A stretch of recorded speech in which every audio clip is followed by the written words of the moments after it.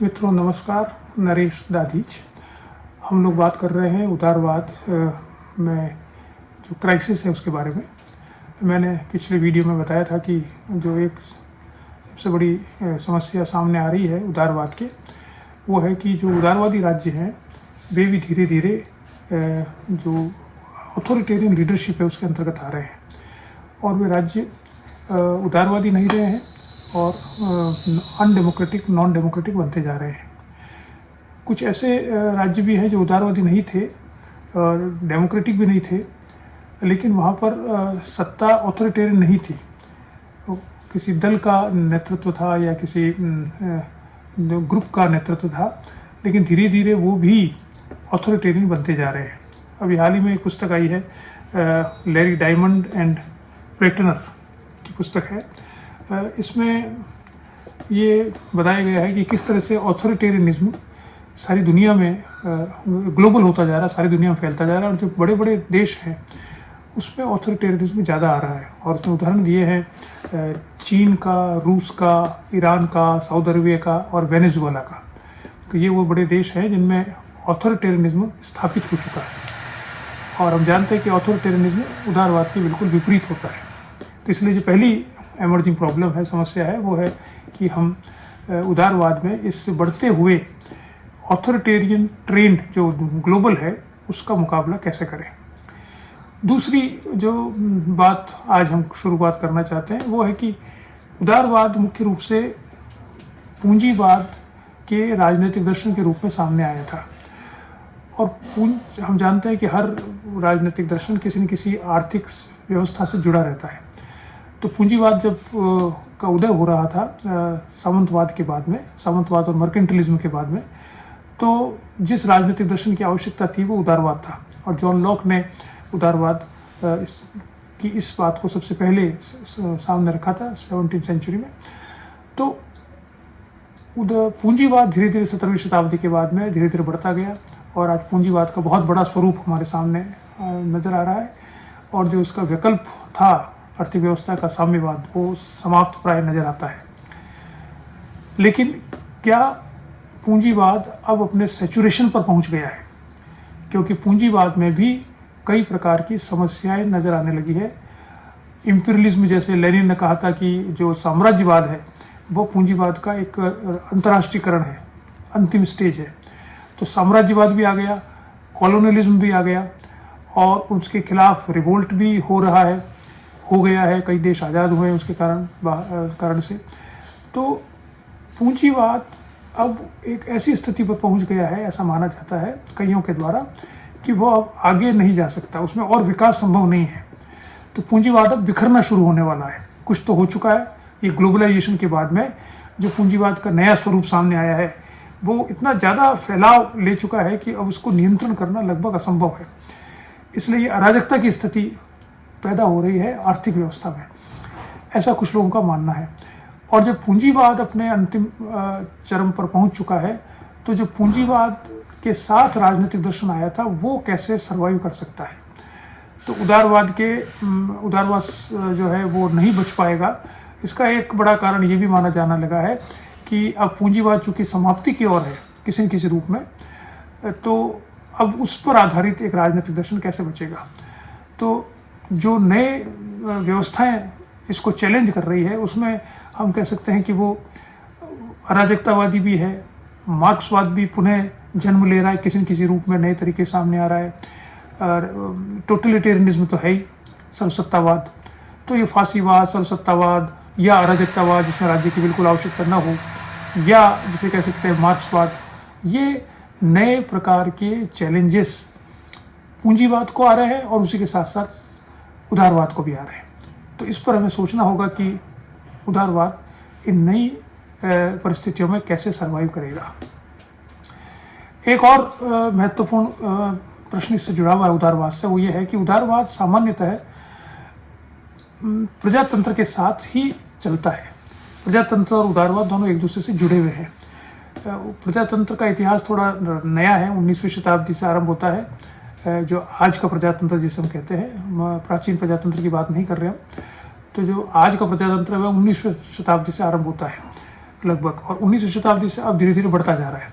प्रजातंत्र का अर्थ है कि प्रत्येक नागरिक को वोट देने का अधिकार हो और समान अधिकार हो। तो एक व्यक्ति एक ही वोट देगा, चाहे वो किसी सेक्स का हो, किसी भी उसके पास प्रॉपर्टी है या नहीं वगैरह, तो एक व्यक्ति एक वोट देगा। ये बात द्वितीय विश्व युद्ध के पश्चात धीरे धीरे सारी दुनिया में स्वीकार कर ली गई है।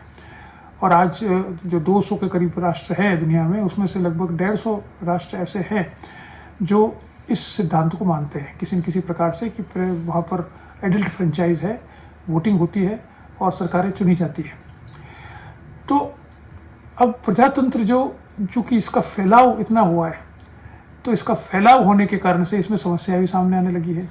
और समस्या ये आने लगी कि अब प्रजातंत्र धीरे धीरे मोबोक्रेसी में कन्वर्ट हो रहा है, भीड़ तंत्र में कन्वर्ट हो रहा है, कि जिसके पास 51% वोट है वही शासन करेगा। और जब वो शासन करेगा तो वो किसी की बात नहीं मानेगा, वो कहेगा जनता जो है उसकी विल हमारे साथ है। तो उदारवाद तो इस बात पर आधारित होता है कि कानून का शासन हो और व्यक्ति के अधिकारों की रक्षा हो, लेकिन प्रजातंत्र इस बात पर आधारित होता है कि जनता की इच्छा पर शासन हो और जनता की इच्छा के अनुरूप शासन हो।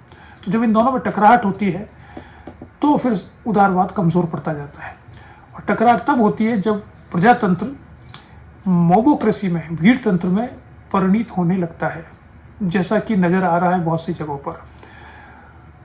इसके बहुत से कारण हैं कि भीड़ तंत्र में ये परिणित क्यों हो रहा है।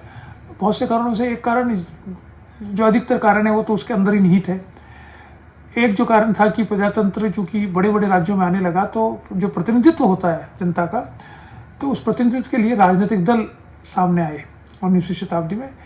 और राजनीतिक दल जनता का प्रतिनिधित्व करने लगे और उनके प्रतिनिधित्व करने की जो संस्थाएं बनी, जैसे कि संसद है या लेजिस्लेचर जिसे कहते हैं, सेंट्रल लेजिस्लेचर है, सीनेट है, हाउस ऑफ रिप्रेजेंटेटिव है वगैरह, तो इनमें जो जनता के प्रतिनिधि जनता का प्रतिनिधित्व कर रहे थे, उनमें वो जो राजनीतिक दल के माध्यम से कर रहे थे, तो राजनीतिक दल मजबूत होने लगे धीरे धीरे। और हम मानने लगे कि प्रजातंत्र का अर्थ है चुनाव, और चुनाव का अर्थ है राजनीतिक दलों के द्वारा लड़ने वाला चुनाव। बड़े देशों में, अमेरिका और इंग्लैंड वगैरह में, 2 प्रमुख राजनीतिक दल सामने रहे, तो कभी ये जीत जाता है, कभी वो जीत जाता है। लेकिन धीरे धीरे राजनीतिक दल की जो भूमिका थी कि वह प्रजातंत्र को मजबूत करे या जनता के प्रतिनिधित्व को सही प्रकार से संसद में पहुंचाए, वो भूमिका तो कम होने लगी और राजनीतिक दल के स्वयं के हित सामने आने लगे। और उन्होंने प्रजातंत्र का या देश के बारे में कम सोचकर अपने दलों के हितों के बारे में सोचने लगे। आज हम सारे संसदों में देखते हैं, भारत की संसद में तो विशेष रूप से नज़र आता है हमको, दुनिया की बहुत से जो पार्लियामेंट्री सिस्टम है या प्रेसिडेंशियल सिस्टम है, उसमें जो जहाँ पर जनता के प्रतिनिधि बैठते हैं, वहाँ हम देखते हैं कि जनता की बात न करके राजनीतिक दलों के जो उनके खुद के हित होते हैं उसके आधार पर बात की जाती है। नाम तो जनता का लिया जाता है, लेकिन वो अपने वोट पावर को बढ़ाने के लिए, वोटिंग को बढ़ाने के लिए, उनको वोट कौन सा सेक्शन देता है, उस सेक्शन का तुष्टीकरण कैसे किया जाए। तो राजनीतिक दल धीरे धीरे इस प्रजातंत्र की भावना को कि प्रत्येक व्यक्ति एक वोट देगा और अपना शासक स्वयं चुनेगा, उस भावना को मजबूत करने की बजाय कमज़ोर कर रहा है और ऐसी स्थितियां क्रिएट कर रहा है जिससे कि प्रजातंत्र कमज़ोर हो और प्रजातंत्र में वो एलीट वर्ग जो राजनीतिक दल है उसके जो नेतृत्व है वो ही शासन कर सके किसी न किसी प्रकार से। और इसके लिए वो जो राजनीतिक दल बने थे, वो बने तो थे विचारधाराओं के आधार पर, लेकिन सत्ता को प्राप्त करने के लिए उन्होंने विचारधाराओं को छोड़ दिया है। और अब वो आप देख सकते हैं सारे दुनिया में इस प्रकार का है कि कौन राइटिस्ट लेफ्टिस्ट के साथ मिल जाते हैं, कम्युनिस्ट के साथ मिल जाते हैं, कोई किसी के साथ मिल जाता है और सत्ता को प्राप्त कर लेता है। चुनी हुई सरकारें हो उसको गिरा दी जाती है, उसमें दल बदल हो जाते हैं, टूट फूट हो जाती है। तो येन केन प्रकार सत्ता को पर काबिज होना है और सत्ता पे काबिज होकर जनता का हित नहीं करना है, अपने पार्टी का हित करना है। तो ये बात सिर्फ भारत में के लिए नहीं है, ये पूरी दुनिया में ऐसा हो रहा है। और यूरोप में इसके बारे में बहुत रिसर्च हुई है और एक बहुत अच्छी पुस्तक है Edward Luce, the retreat of इसके साथ साथ एक दूसरी किताब है the ruling of void. The ruling of void में पीटर मेयर एक बहुत बड़ा राजनीतिक वैज्ञानिक है इंग्लैंड का, और उसने इस पुस्तक में ये बताने का प्रयास किया है कि किस प्रकार से राजनीतिक दल हमारे जो प्रजातंत्र है उसको खोखला कर रहे हैं। इसी प्रकार से एक और समस्या सामने आती है, वो है कि लिबरलिज्म जो है वो भी इतना फैल चुका है, उतना विस्तार हो चुका है कि आज एक उदारवाद की बात करना बहुत मुश्किल है। आज जब हम उदारवाद की बात करते हैं तो हम कहते हैं कि उदारवाद बहुत से हैं, liberalisms. We can not talk of a liberalism, we talk of liberalisms, उदारवाद। और इसमें ये इस बात को भी उल्लेखित किया गया है, एडवर्ड ल्यूस ने वेस्टर्न लिबरलिज्म के पतन की बात की है। तो लिबरलिज्म का अर्थ क्या है कि आज जो उदारवाद, क्लासिकल उदारवाद था, जिसके आधार पर हम बात करते हैं कि शासन, कानून का शासन हो और व्यक्ति के अधिकारों की रक्षा हो, उसके कई स्वरूप सामने आ चुके हैं। और आज जैसे 3-4 स्वरूप तो बहुत प्रचलित है। लिबर्टेरियनिज्म जिसे कहा जाता है, इच्छा स्वतंत्रतावाद, लिबरल इगलिटेरियनिज्म, उदारवादी समतावाद, या कम्युनिटेरियनिज्म, समुदायवाद, या जिसे कहा नियो लिबरलिज्म, नव उदारवाद वगैरह। तो बहुत से नए नए जो थोड़े थोड़े अंतर हैं इनमें, और उससे नए नए एक जिसे कह सकते हैं कि इज़म्स बन गए हैं, नए नए वाद बन गए हैं। तो इसलिए आज ये मालूम करना ही बहुत मुश्किल है कि उदारवाद वास्तव में कौन सा है। हर उदारवादी, चाहे वो कम्युनिटेरियन वाला हो, वो भी कहता है हम उदारवादी हैं, हम वास्तविक उदारवादी हम हैं, समुदायवादी। और जो न्यू लिबरल्स हैं वो कहते हैं वास्तविक तो हमें, हम क्लासिकल लिबरलिज्म को के जो सिद्धांत है उसका पालन करवा रहे हैं।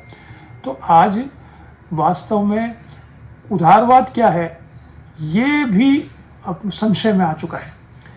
इसलिए जो उदारवाद के समक्ष जो समस्याएं हैं, उन समस्याओं में ये एक और समस्या है जिसे हमें देखना होगा कि किस प्रकार से हम उदारवाद को सही प्रकार से परिभाषित करें या उसके मूल तत्व को पहचानें।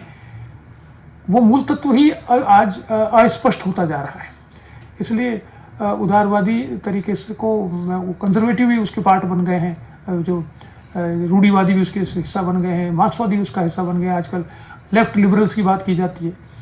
जो लेफ्टिस्ट 1950 के दशक में लिबरलिज्म, उदारवाद के सबसे प्रमुख शत्रु थे, आज उन दोनों को एक कर लिया गया है कि जब हम बात करते हैं, आलोचना करते हैं तो कहते हैं लेफ्ट लिबरल्स ऐसा कह रहे हैं।